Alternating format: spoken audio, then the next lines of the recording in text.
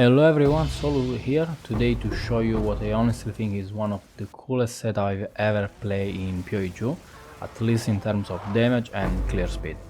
Actually, probably the only real downside of this one is that once you try it, it's really hard to go back to anything else, because your clear speed becomes just insane.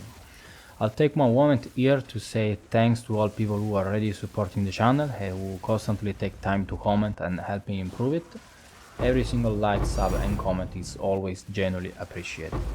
Alright, I don't want to waste more time, so before we deep dive into into mechanics that might be obvious to many experienced players, I want to start with the main one, the thing that creates the loop feeling.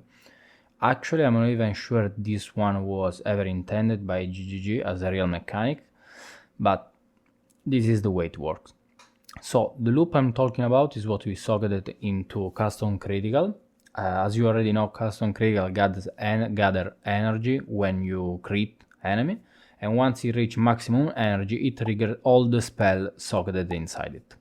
The first skill enabling this setup is Elemental Weakness. Elemental Weakness is a curse that reduces enemy elemental resistances, and it's socketed inside the permanent buff. Linked to this curse, we run Atruy Bloodletting, so the curse costs life instead of mana, Ritualistic Curse for the extra area of effect, and Spell Cascade, so we repeat the curse zone and get huge overlap in the middle. So visually, what is happening if we crit, custom critical trigger elemental weakness, Spell Cascade drop multiple overlapping cursed zone, and which is basically what I'm showing you manually right here. Now, the other support in the same package is Doedre's Undoing. This one is a lineage support that turns your curse ground into a hazardous zone that explodes when enemies enter, applying the curse and dealing house damage on it. The hit that does the damage comes from Doedre's Dark Design, and here's the important part. It looks like Doedre's Dark Design is behaving like a separate skill for energy purpose, which is why the whole thing feels like it wants to chain forever. But I need to be honest here, normally spells triggered by a metal gem shouldn't refill the same meta gems by themselves, so most likely this one is going to be changed somehow. Still, we can look at this setup while completely ignoring the auto refill mechanic and everything still works. Spark starts everything and stays the real battery, and then Elemental Weakness plus Cascade create the screen-wide coverage, and Doedre Explosion add the damage pressure. So how do we start the engine? We just press Spark, it crits almost constantly, filling the custom critical setup, and once the first Elemental Weakness trigger, the whole maps turn into overlapping cursed zone that trigger the Doedre Explosion. That's the main source of damage for low to medium life packs, and honestly most of the screen. Alright, that was the exotic loop, which maybe needed a deeper explanation. From now on I'll talk about the build in general, but many of the tech here may already be known by many. So POB is in the description if you don't need any further explanation. So for anything that survives that first wave, we run the second nuke. We use cast on Elemental Ailments linked to Comet, Concentrated Area, Life Tap, Emphasis and Energy Retention. This setup deletes tanky rares and clean up target. We are shocking Ignite basically constantly, so Comet procs are very reliable during gameplay.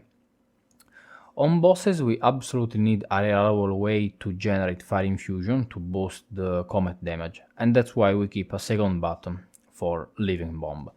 This one is basically our boss mod button to guarantee a couple of Fire Infusion we need to enhance Comet damage. Now, the class choice. We play this on Blood Mage because it's just perfect for this style. The big reason is Thunder the Flesh, which sets the base critical hit chance for spell to 15%. That's completely ridiculous for any trigger setup, because more base crit chance, faster energy gain, more triggers, more everything. Quick comments on the passive tree since we are already here. We run Mind over Matter because we rely on our mana pool as our effective health pool. We cut through life but we tank through mana.